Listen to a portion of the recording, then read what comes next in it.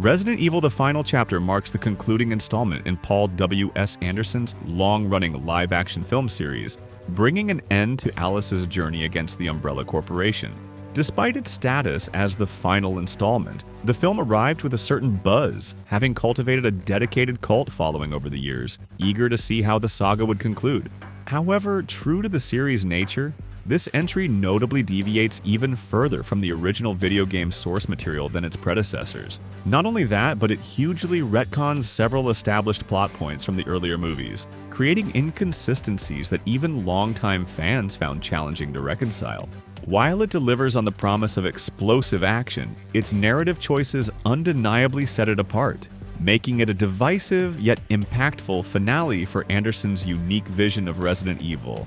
In this deep dive, we're cracking open the climactic conclusion to Paul W.S. Anderson's saga to uncover shocking secrets, mind-blowing Easter eggs, and hidden details that even the most dedicated viewers might have missed. From subtle nods to the games to surprising plot implications, get ready to see the final chapter in a whole new light. But before we begin, a quick reminder of major spoilers is on the table. And without further ado, let's dive in. My name is Alice, and this is my story. The end of my story.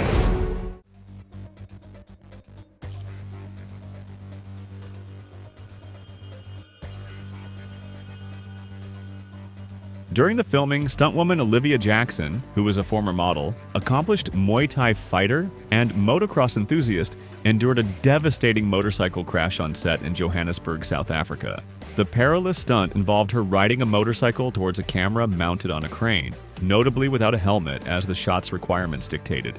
A critical malfunction occurred when the crane failed to move out of her path in time. In a desperate attempt to mitigate the impact, Jackson tried unsuccessfully to block it with her arm. The collision resulted in severely life-threatening injuries, including a twisted spine, broken discs, brain bleeding, a shattered scapula, torn nerves, leaking cerebral fluid, and a degloved face where facial skin is ripped off, exposing muscle tissue and teeth. Her eye socket was shattered and had to be meticulously reassembled. A cheekbone shard pierced her eardrum, fingers were torn from her hand, and an entire bone was ripped from her arm. The injuries to her left arm were so severe that it ultimately required her arm to be amputated. She was placed in a medically induced coma for 17 days to facilitate extensive surgeries. The accident deeply impacted the film's crew. Director Paul W.S. Anderson was so devastated that he nearly abandoned the project, while Milla Jovovich visited Olivia in the hospital bringing flowers. Despite the severity of her injuries, Olivia was initially compensated only $33,000. Consequently, she sued the production company for workplace injuries in South African High Court and won. Another tragic incident involved crew member Ricardo Cornelius during production, where an inadequately secured Humvee unexpectedly slid off a rotating platform, crushing him against a wall. He was immediately rushed to the hospital and placed on life support, but sadly succumbed to his injuries and passed away a few hours later. This was the second on-set accident for the film, and the only fatal one. The movie was eventually dedicated to his memory. Megan Charpentier, who played the Red Queen in the previous Resident Evil movie, had gotten too old for the part by the time the final chapter was being made. Because of this, the filmmakers decided to cast a new actress. They chose Ever Anderson, the real-life daughter of Milla Jovovich and Paul W.S. Anderson.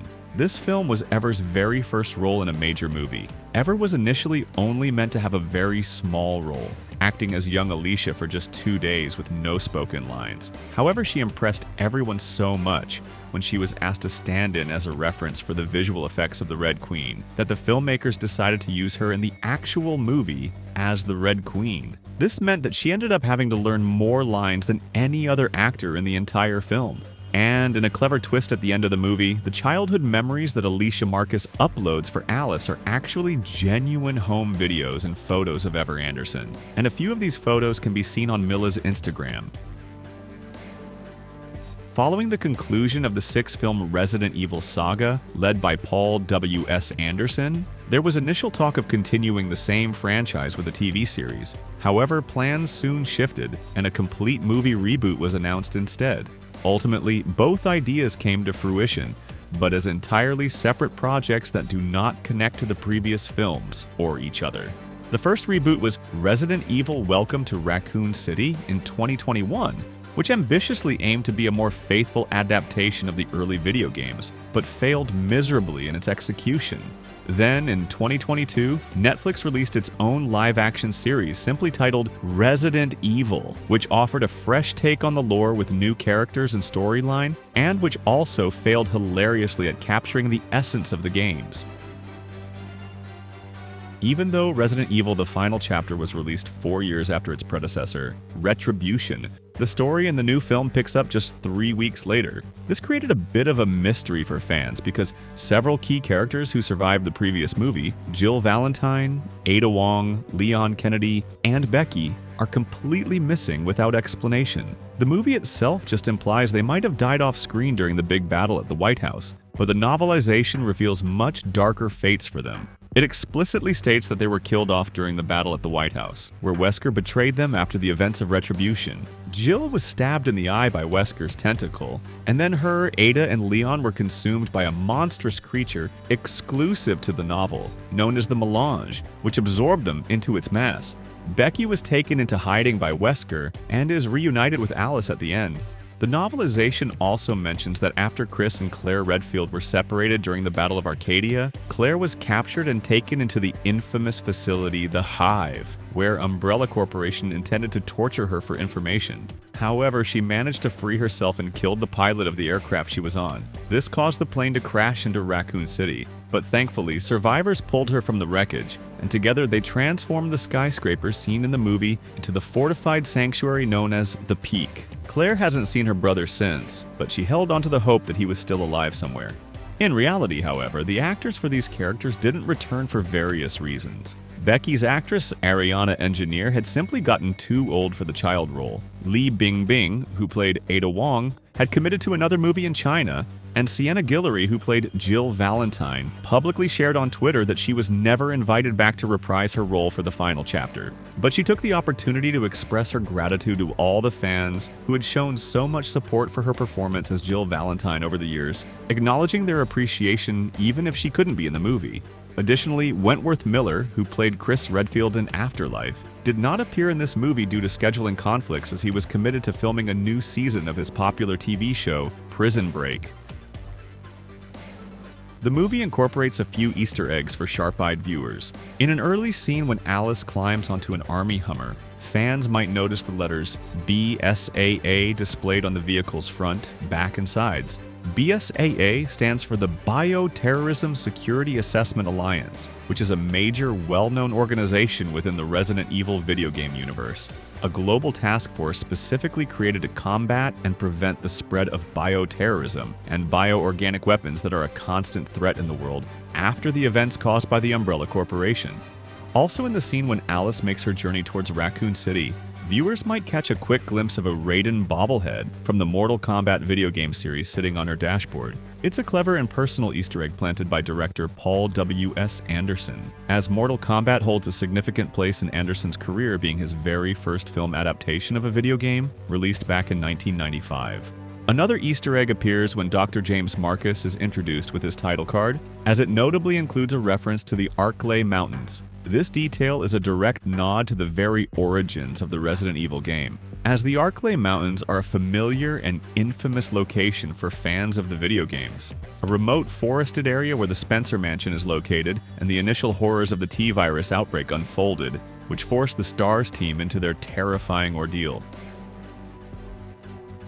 This movie is notable for making the most significant changes, or retcons, to the established storyline of the film series. One major change involves how the world ended. In the previous film, Retribution, the villain Wesker claimed the global catastrophe was caused by a bioweapons arms race where different countries used the T-Virus. However, the final chapter largely reverses this, bringing back an earlier explanation from the first few movies. Instead of rats spreading the original Raccoon City infection through airliners, as hinted previously, this film re-establishes that winds and airliners were primarily responsible for spreading the T-Virus across the globe, leading to the apocalypse. Another significant retcon concerns the creator of the T-Virus. In Resident Evil Apocalypse, it was explained that Dr. Charles Ashford developed the T-virus to help his sick daughter, Angela, and that the Red Queen was based on Angela's appearance. The final chapter completely changes this, revealing that Dr. James Marcus was actually the one who created the T-virus, and he did so to save his own sick daughter, Alicia. Not only that, but the Red Queen's holographic avatar is now shown to be based on Dr. Marcus's daughter instead of Dr. Ashford's. The novelization, however, explained the origins of the T-virus by having Dr. Ashford designing the progenitor cell of the virus, while Dr. Marcus simply took his work and refined it, revealing that they both worked on the experiment. Finally, the relationship between Wesker and Dr. Isaacs undergoes a dramatic shift. In Resident Evil Extinction, Wesker and Dr. Isaacs were portrayed almost as enemies, with Wesker being Isaac's superior within the Umbrella Corporation. Doctor, that's an order. However, in the final chapter, their roles are reversed. They are now allies, and Wesker appears to be working under Isaacs as more of a henchman. Seems you let us slip through your fingers. Or what remains of them. Don't forget who you're talking to. The only explanation offered for this sudden change in their dynamic and hierarchy is the possibility that some of these characters, including previous versions of Wesker or Isaacs, might have been clones. While Resident Evil: The Final Chapter might seem like a box office disappointment in North America, with a domestic earning of only $26.8 million, its true financial success lies overseas. When global ticket sales are included, the film actually earned a massive $312 million worldwide. This impressive international performance made it the highest-grossing Resident Evil movie in the entire series, surpassing the previous record holder, Resident Evil Afterlife, which brought in $296 million globally.